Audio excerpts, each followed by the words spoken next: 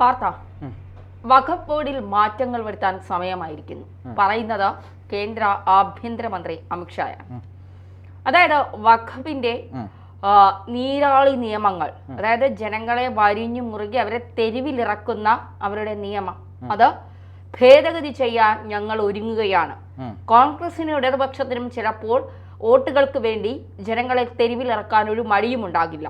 പക്ഷെ ഞങ്ങൾക്ക് അങ്ങനെയല്ല. ഞങ്ങൾക്ക് വോട്ടിനേക്കാൾ പ്രധാനം ജനങ്ങളാണ്, അവരുടെ സുരക്ഷയാണ്. അതുകൊണ്ട് തന്നെ ഈ നിയമം പാർലമെന്റിൽ പാസ്സാക്കാൻ അല്ലെങ്കിൽ ആ നിയമത്തിൽ ഭേദഗതി വരുത്താൻ ഞങ്ങൾ തീരുമാനിച്ചിരിക്കുന്നു എന്നാണ് അമിത്ഷാ പറയുന്നത്. എന്ത് തോന്നുന്നു?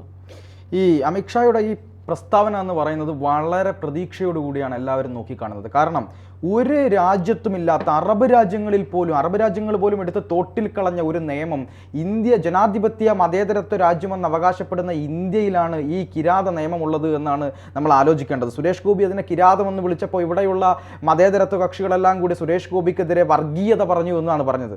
കാരണം ഒരു മതത്തിൻ്റെ പേരിലുള്ള ഒരു വ്യക്തി നിയമത്തിൻ്റെ അടിസ്ഥാനത്തിൽ വരുന്ന ഒരു നിയമം വെച്ചുകൊണ്ട് ഹിന്ദുക്കളുടെയും ക്രിസ്ത്യാനികളുടെയും ബുദ്ധന്മാരുടെയും അടക്കമുള്ള ഭൂമികൾ പിടിച്ചെടുക്കാൻ വേണ്ടി ഇവർ നടത്തുന്ന നാടകം, ഇവർ നടത്തുന്ന തോന്നിവാസം, ഒരു മനുഷ്യന് ഇന്ത്യയിൽ ജീവിക്കാനുള്ള അവകാശത്തെ പോലും ഹനിച്ചു കളയുന്ന തരത്തിലുള്ള നിയമം, ഇതിനെ പ്രതിരോധിച്ചുകൊണ്ട് നമുക്ക് സിവിൽ കോടതികളിൽ പോകാനുള്ള നൂലാമാലകൾ, ഇങ്ങനെ ഒരു വലിയ വൃത്തികെട്ട നിയമത്തെ വളരെ ധൈര്യത്തോടു കൂടി ഞങ്ങൾ എടുത്തു കളയുമെന്ന് പറഞ്ഞ അമിത്ഷായുടെ ആ ഒരു ആർജവത്തെ നമ്മൾ അഭിനന്ദിക്കണം. കാരണം ഇത് ഇന്ത്യ ഒട്ടാകെ മുസ്ലിം ഭൂരിപക്ഷ പ്രദേശമുള്ള സ്ഥലങ്ങളിലൊക്കെ വോട്ട് ബാങ്കിനെ ഒരു ബാധിക്കുന്ന വിഷയമാണ്. നമുക്കറിയാം നോർത്ത് ഇന്ത്യയിലൊക്കെ തന്നെ BJPക്ക് മുസ്ലിം വോട്ട് ബാങ്ക് ഉണ്ട്. കാര്യം യുപിയിലടക്കം പല സംസ്ഥാനങ്ങളിലും നമ്മൾ വിചാരിക്കുന്ന പോലെയല്ല, മുസ്ലിങ്ങൾ ധാരാളമായി BJPക്ക് വോട്ട് ചെയ്യുന്നുണ്ട്. കാരണം അവർ മനസ്സിലാക്കുന്നുണ്ട് എന്താണ് BJP എന്നുള്ളത്.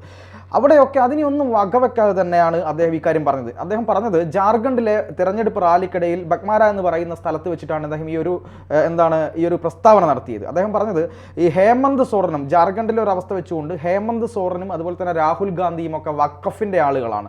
അവർ വഖഫിന് വേണ്ടി നിലനിൽക്കുന്ന ആളുകളാണ്. അവർ ഈ കിരാത നിയമത്തെ, ഈ വൃത്തികെട്ട നിയമത്തെ അനുകൂലിക്കുകയും വോട്ട് ബാങ്ക് രാഷ്ട്രീയത്തിന് വേണ്ടി എന്തും ചെയ്യാൻ മടിയില്ലാത്ത ആളുകളാണ് എന്നാണ് അമിത്ഷാ ഈ ഒരു നിയമത്തെക്കുറിച്ചും ഈ കോൺഗ്രസിന്റെ കാര്യത്തെക്കുറിച്ചും കൃത്യമായി പറഞ്ഞത്.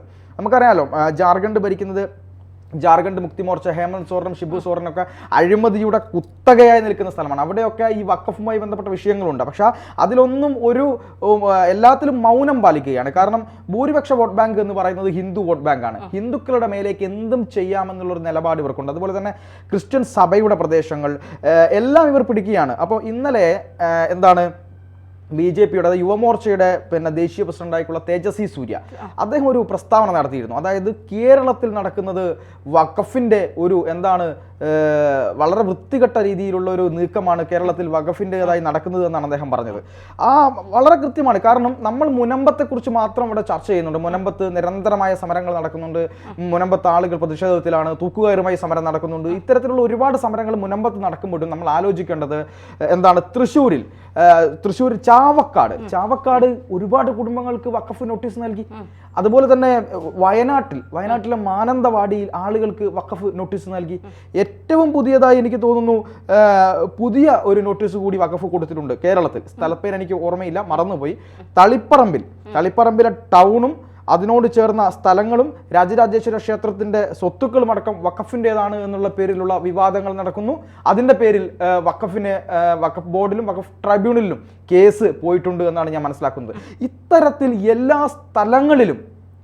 സ്ഥലങ്ങളിലും വഖഫിന്റെ നീരാളിപ്പിടുത്തം കൊണ്ടുവരുന്ന സമയത്ത് പ്രതീക്ഷയുടെ ഒരു പൊൻകിരണം എന്നൊക്കെ നമ്മൾ പറയില്ലേ, അതാണ് അമിത്ഷായുടെ വാക്കുകൾ. അദ്ദേഹത്തെ നമുക്ക് കൃത്യമായി അറിയാം. പറഞ്ഞാൽ പറഞ്ഞത് ചെയ്യും, പറയാത്ത കാര്യങ്ങൾ ചെയ്യുകയുമില്ല എന്നുള്ള വ്യക്തിയാണ് അമിത്ഷാ എന്ന് പറയുന്നത്. അപ്പോൾ ഈ ഒരു നിയമം ഭേദഗതി ചെയ്യുന്നതിലൂടെ ഒരുപാട് ഇളവുകൾ ഈ വഖഫ് നിയമത്തിൽ വരാൻ വേണ്ടി പോകണം. ഞാൻ പറയുന്നത് ഇത് ഇളവ് ചെയ്യണമെന്നില്ല, ഇത് എടുത്തു കളയണം. പക്ഷേ ഇതൊരു ടെസ്റ്റ് ഡോസ് ആയിരിക്കാം.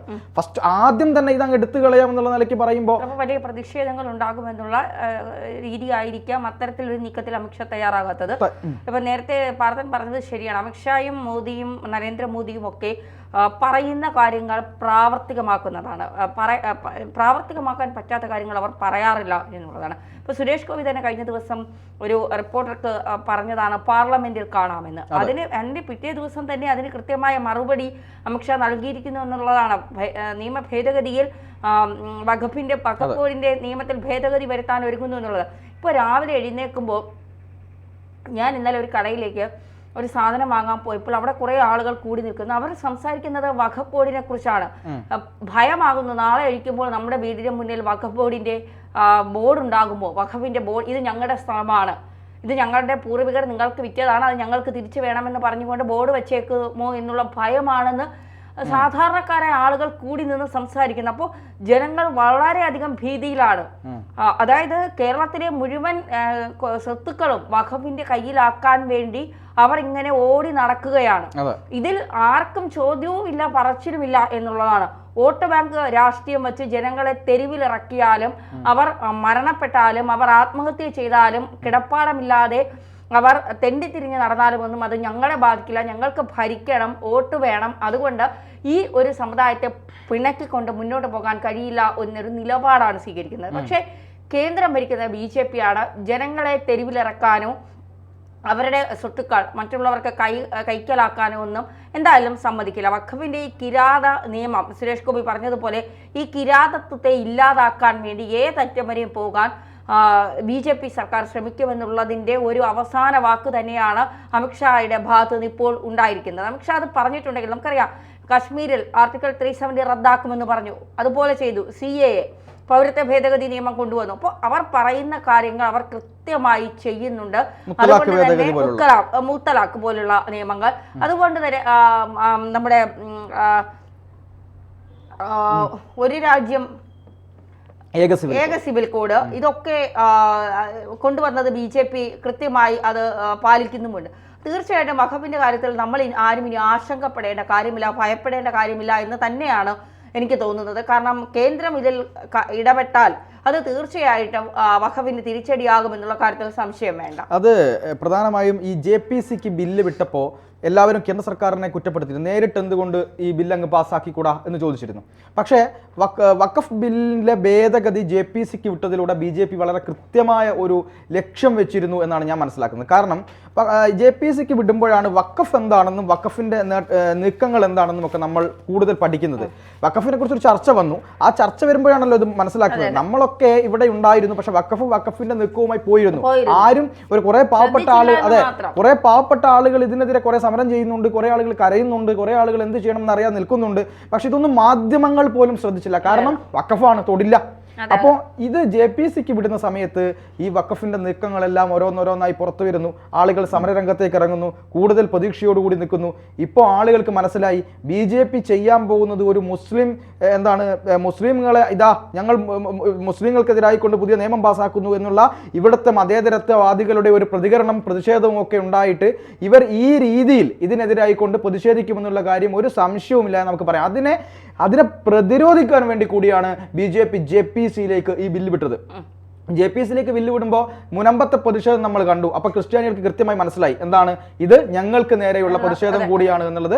ക്രിസ്ത്യാനികൾക്ക് മനസ്സിലായി, മറ്റുള്ള ആളുകൾക്കെല്ലാം മനസ്സിലായി, കർണാടകക്കാർക്ക് മനസ്സിലായി. അപ്പോൾ ആ JPCയിൽ വിട്ടതോടുകൂടി കൂടുതൽ ചർച്ചകൾ മനസ്സിലായി. ഇനി ഈ നിയമം പാസ്സാക്കുന്നത് ഞങ്ങൾക്കെതിരല്ല എന്നുള്ളത് കൂടെ മുസ്ലിങ്ങൾക്കും കൂടെ മനസ്സിലാകുന്ന ഒരു തന്ത്രം BJP ഇതിൽ പ്രയോഗിച്ചിട്ടുണ്ട്.